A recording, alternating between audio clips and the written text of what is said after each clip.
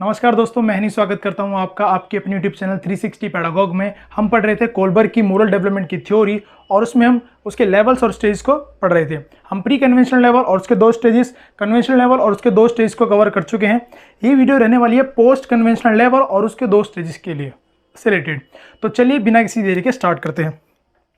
आज हम समझेंगे कोलबर्ग का जो थर्ड लेवल है, थर्ड लेवल जो उसने बताया वो बताया post conventional level. Post conventional level या हिंदी में इसको बोलेंगे अब उत्तर परंपरागत या उत्तर रूढ़िगत अवस्था। इस अवस्था का जो टाइम पीरियड है वो भी आपको पता होना चाहिए। ठीक है, इस अवस्था का जो टाइम पीरियड है, जैसे आपने सबसे पहली अवस्था देखी थी या लेवल देखा था प्री कन्वेंशनल लेवल, उसमें बच्चा चाइल्डहुड स्टेज में होता है।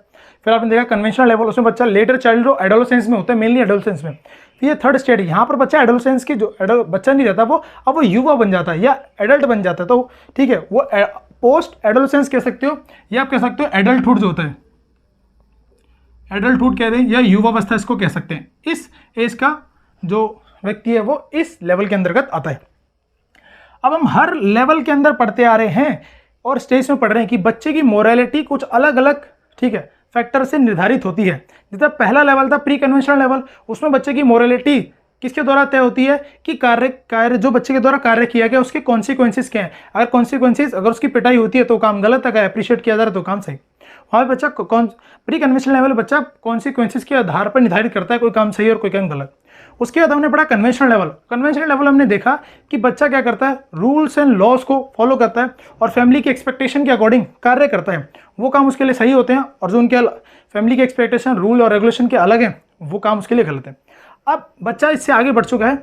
अब बच्चा कहाँ गया, कन्वेंस बच्चा गया है, वो एडल्ट हो चुका है, पोस्ट कन्वेंशनल लेवल में आ गया। यहाँ पर मोरालिटी जो निर्धारित होती है वो किससे निर्धारित होती है उसको समझते हैं। यहाँ पे जो बच्चे की मोरालिटी या कोई काम सही है कोई काम गलत है वो कैसे निर्धारित करता है बच्चा, वो बच्चा यहाँ पे डिटरमाइन करेगा by self chosen principle, by self chosen principles.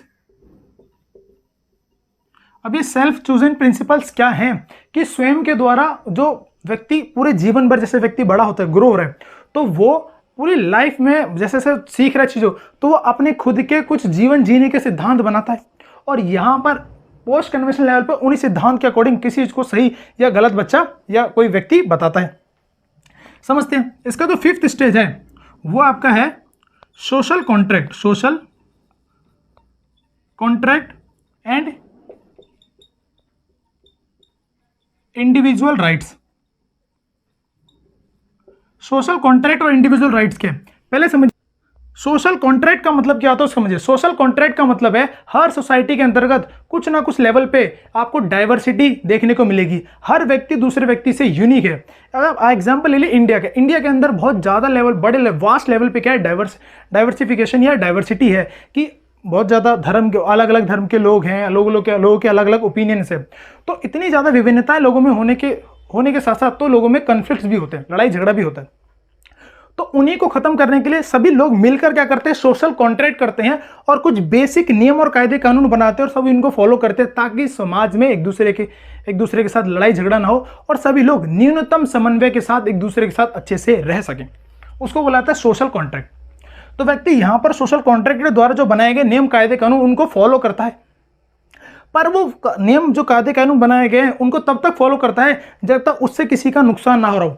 ठीक है, व्यक्ति यहाँ पर नियम कायदे कानून को तोड़ भी देगा। कब तोड़ेगा, जब उन नियम और कायदे कानून से किसी व्यक्ति को नुकसान हो रहा है या उनको फॉलो करने से किसी का नुकसान हो रहा है तो वो नियम कायदे कानून को तोड़ भी देता है। ठीक है, इसको हम एग्जाम्पल के जरिए समझते हैं। मैंने पहली वीडियो के अंदर आपको बताया था मोरल डिलेमा और मोरल रीजनिंग क्या होता है। वहां पर मैंने आपको हेंज डिलेमा की कहानी बताई थी। हेंज क्या होता है, एक व्यक्ति है, ठीक है, जिसकी वाइफ को एक डेडली डिसीज हो गई है और उसको एक दवाई चाहिए जो एक फार्मिस्ट के पास होती है। अब वो फार्मिस्ट और हेंज के पास इतने पैसे नहीं है जितना वो फार्मिस्ट मांग रहा है और वो फार्मिस्ट जरूर से ज़्यादा पैसे मांगता है। आपने कहानी सुनी होगी। अब हेंज के पास समस्या ये है कि या तो वो दवाई चोरी करे या अपनी वाइफ को मरने दे। वो डिलेमा होता है उसके सामने, है कि नहीं। अब हेंज क्या करता है, वहाँ पर दवाई चोरी कर लेता है। ध्यान समझिए, हेंज ने क्या किया, दवाई चोरी किया। बट आपको पता है कि जो सोशल कॉन्ट्रैक्ट में नियम और जो कानून बनते हैं उसके अकॉर्डिंग चोरी करना एक अपराध है। चोरी करना क्या एक अपराध है। तो हेंज ने क्या करा, चोरी करी, सोशल कॉन्ट्रैक्ट या नियम को क्या कर दिया, तोड़ दिया। क्यों? बिकॉज उसको अपनी वाइफ की जान बचानी थी। तो यही मैं आपको बताना चाह रहा हूं, यहां पर क्या करता है व्यक्ति, जरूरत पड़ने पर नियम कायदे कानून को तोड़ देता है, क्योंकि उस नियम कायदे कानून का अगर वो फॉलो करेगा तो इससे किसी ना किसी का क्या हो जाएगा, नुकसान हो जाएगा। यहां पर उसकी वाइफ, अगर वो चोरी नहीं करता तो उसकी वाइफ की मृत्यु हो जाती, क्योंकि वो ड्रग नहीं मिल पाता, दवाई नहीं मिल पाती, तो उसकी वाइफ की जान नहीं बच पाती। तो ये वो है social contract and individual rights का मतलब है कि व्यक्ति नियम कायदे कानून को फॉलो करता है, क्योंकि वो उनके द्वारा ही बनाए गए हैं ताकि समाज इसे चल सके, बट वो तब उनको तोड़ देता है जब उनको फॉलो करने से किसी को क्या होता है, नुकसान हो रहा होता है। तो इसमें इतना ही था, आई होप आपको क्लियर हुआ होगा। इसके बाद जो सिक्स्थ इसका स्टेज है, उस स्टेज का नाम है universal ethical principles. Universal ethical principles क्या है? ये क्या है आपका हाईएस्ट स्टेज है। क्या है? Highest stage of morality, highest stage of morality. ठीक है, हाईएस्ट स्टेज ऑफ मोरालिटी है। और बच्चा व्यक्ति यहां पर किसके बारे में सोचता है? Social welfare, social welfare in human rights, human rights, इनके भले के बारे में सोचता है, सोशल वेलफेयर के बारे में सोचता है, ह्यूमन राइट्स। अब ये जो स्टेज है इससे अलग कैसे, काफी ज्यादा कंफ्यूजन होती है लोगों को। तो इस लेवल में तो बच्चा व्यक्ति क्या करता है, नियम और कानून को तोड़ देता है, क्योंकि उससे लगता है कि अगर नियम कानून कायदे को फॉलो करूंगा मैं तो उससे किसी की जान भी जा सकती है, किसी को नुकसान हो रहा है, तो वो तोड़ देता है।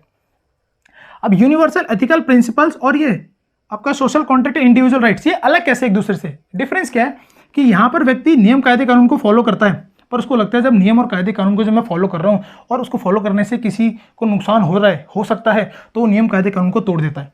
ठीक है, यहाँ पे भी सोशल वेलफेयर कर रहा हूँ, बट यहाँ पर व्यक्ति क्या करता है, यहाँ पर थोड़ी और लेवल की क्या होती है, व्यक्ति की मोरालिटी सबसे हाईएस्ट होती है। व्यक्ति यहाँ पे क्या करता है, अपनी जान, मतलब सोसाइटी के वेलफेयर के लिए, सोशल वेलफेयर के लिए, ह्यूमन राइट के लिए अपनी जान की परवाह नहीं करता, अपनी जान की भी कुर्बानी दे देता है सोशल वेलफेयर और ह्यूमन राइट्स के लिए। इसको आप एग्जाम्पल के जरिए समझ सकते हो। इसका एक बहुत बढ़िया एग्जाम्पल है 26/11 का हमला। 26/11 का हमला आपने देखा होगा। 26/11 का हमला हुआ था कहाँ पे?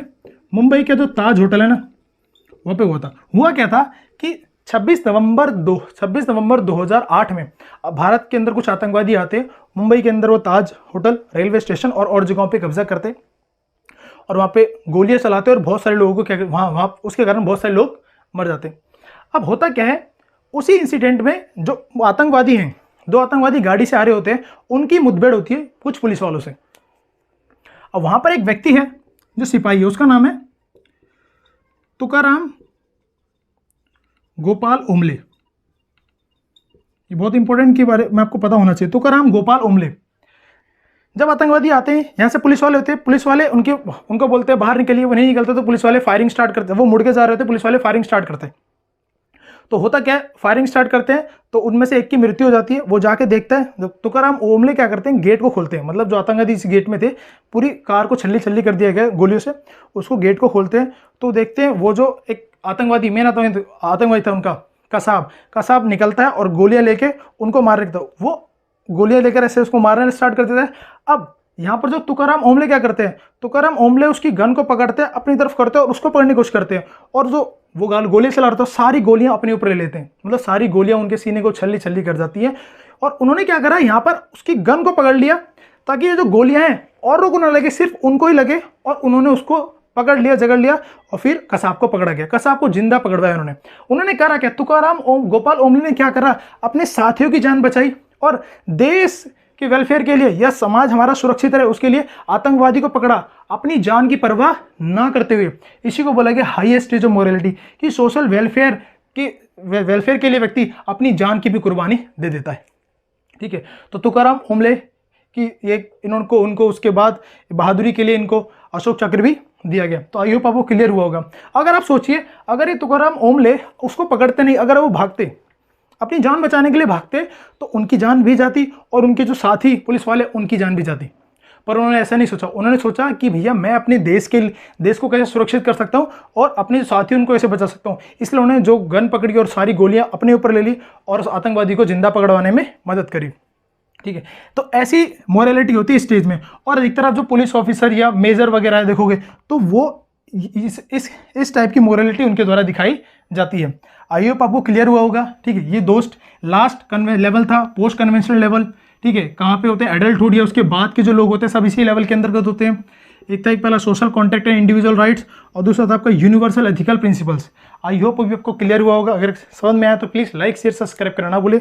अब मिलते हैं आपसे अगली वीडियो में, तब तक के लिए धन्यवाद।